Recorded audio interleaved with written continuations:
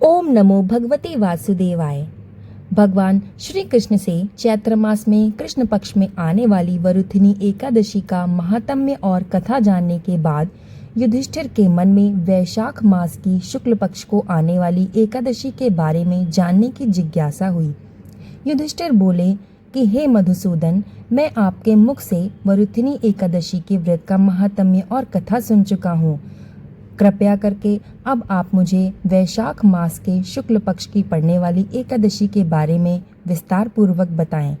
उस एकादशी का क्या नाम है, उसका क्या विधान है और उस व्रत को करने से किस फल की प्राप्ति होती है। युधिष्ठिर की बात सुनकर श्री कृष्ण जी कहने लगे कि हे राजन, वैशाख मास के शुक्ल पक्ष में आने वाली एकादशी को मोहिनी एकादशी के नाम से जाना जाता है। ये एकादशी मनुष्य के सारे मोह बंधन को काटने वाली पाप नाशिनी और मोक्षदायिनी एकादशी है।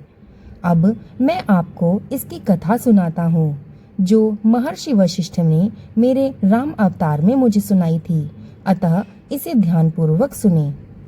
एक बार की बात है, जब त्रेता युग में श्री राम जी ने अपना राज्याभिषेक होने के बाद प्रथम बार कुलगुरु महर्षि वशिष्ठ जी के आश्रम में उनसे मिलने जा पहुँचे।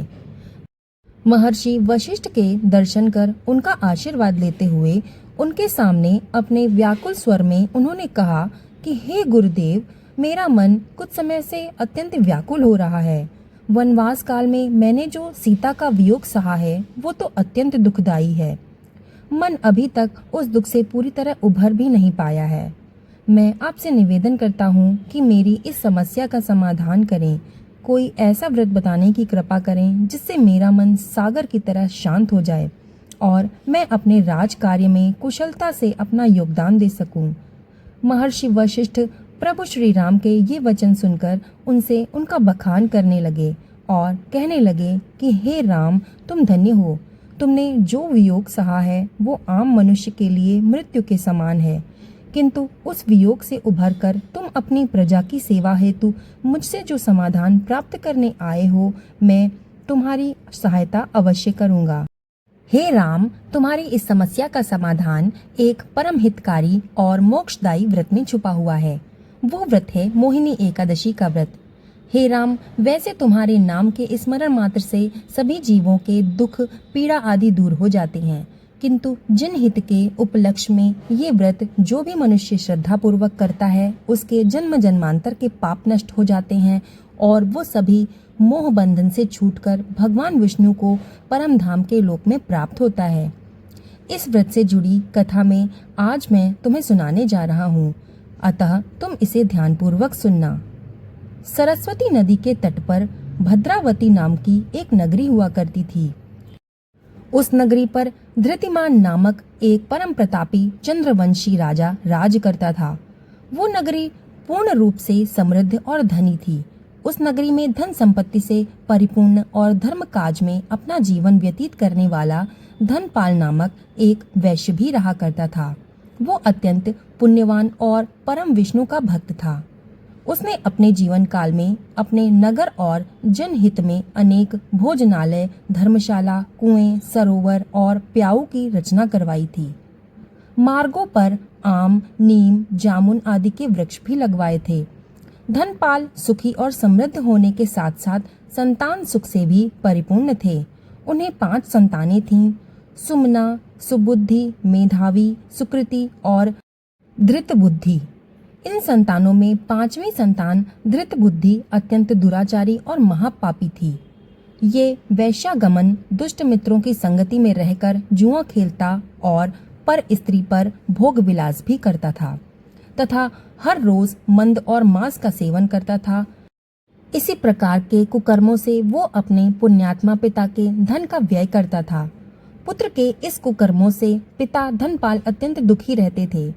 एक बार पुत्र धृत बुद्धि ने मदिरा पान कर देर रात्रि वो घर आया और अपने पूज्य पिता का अपमान करने लगा। क्रोध में आकर पिता धनपाल ने उसे घर से बाहर निकाल दिया। घर से विमुख होकर उसने अपने शरीर पर धारण किए हुए वस्त्रों और अलंकारों को बेचकर अपना जीवन निर्वाह किया। जब वो सभी समाप्त हो गए तो उसके सभी संगी साथी और वेश्याएं उसे अकेला छोड़कर उसका अपमान करके चले गए। अब बिना धन और भूख प्यास से वो बहुत व्याकुल हो गया। कोई सहारा न मिलने पर अपने जीवन निर्वाह हेतु वो चोरी करना सीख गया। चोरी करते करते एक बार वो पकड़ा गया, किंतु नगर में उसके पिता के कारण एक पुण्यात्मा वैश्य का पुत्र जान उसे चेतावनी देकर छोड़ दिया गया, किंतु अपने दुष्कर्मों के साथ वो दोबारा फिर से पकड़ा गया। इस बार नागजनों ने उसे राजा को सौंप दिया। राजा ने उसका अपराध जान उसे कठिन कारावास की सजा सुनाई। कारागार में उसको बहुत सी यातनाएं दी गईं। इसके पश्चात राजा ने उसे राज्य से निकाल दिया। इसके पश्चात वो जंगल की ओर चला गया और वहां पशु पक्षियों को मारकर खाने लगा। कुछ समय के बाद वो बहेलिया बन गया। वो धनुष बाण लेकर पशु पक्षियों का शिकार करके उनको खाता था।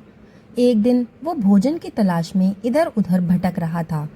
भोजन की तलाश करते हुए वो ऋषि कौंडिन्य के आश्रम में पहुंच गया।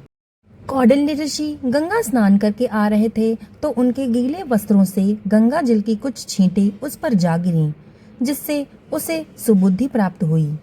वो उसी क्षण कौंडिन्य ऋषि के आश्रम जाकर उनके श्री चरण में गिर गया और कहने लगा कि मुनि श्रेष्ठ, मैंने अपने जीवन काल में अत्यधिक पाप कर्म किए हैं और उसके फलस्वरूप आज मेरी ये दशा है। मेरे पास धन नहीं है और न ही पर्याप्त अन्न। इस अवस्था में मैं जीवन निर्वाह करना मेरा कठिन हो गया है। इन सभी दुखों के निवारण हेतु कृपया आप मुझे कुछ उपाय बता सकते हैं जिसमें धन की कोई आवश्यकता न हो और मैं अपने पाप कर्मों का प्रायश्चित भी कर सकूं। ऋषि ने दीन स्वर सुनकर अपने उच्च स्वर में कहा कि वत्स, मैं जानता हूँ तुमने अपनी क्षीण बुद्धि के कारण बहुत से पाप कर्म किए हैं और उसके फलस्वरूप आज तुम्हारी ये दशा है। अतः इस दशा के निवारण हेतु तुम्हें भगवान विष्णु की अति प्रिय एकादशी तिथि का व्रत रखना होगा। वैशाख मास के शुक्ल पक्ष में आने वाली मोहिनी एकादशी तुम्हारे सभी पापों से तुम्हें मुक्ति दिलाने हेतु अति उत्तम तिथि है। इस एकादशी का व्रत करने से मनुष्य के मेरु पर्वत समान पाप भी क्षण भर में नष्ट हो जाते हैं और मनुष्य को सद्गति प्राप्त होती है। ऋषि कौंडिन्य के वचन सुन धृतबुद्धि ने प्रसन्न होकर बिना विलंब किए आने वाली मोहिनी एकादशी पर व्रत रखकर पूरे विधि विधान से भगवान श्री हरि विष्णु की पूजा अर्चना की और द्वादशी के दिन सूर्योदय के बाद भगवान श्री हरि की आराधना करते हुए उस व्रत का समापन किया।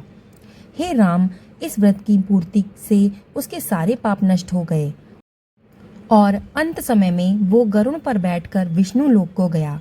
संसार में इस व्रत को करने से मोह के सारे बंधन छूट जाते हैं। संसार में इस व्रत के अतिरिक्त और कोई व्रत श्रेष्ठ नहीं है। इस व्रत के महात्म्य को पढ़ने व सुनने मात्र से 1000 गोदान का पुण्य फल प्राप्त होता है। कथा समाप्त। आपको हमारी कथा कैसी लगी हमें कमेंट में ज़रूर बताइएगा। हमारे वीडियो पर नए हैं तो प्लीज़ हमारे चैनल को सब्सक्राइब कर लीजिएगा।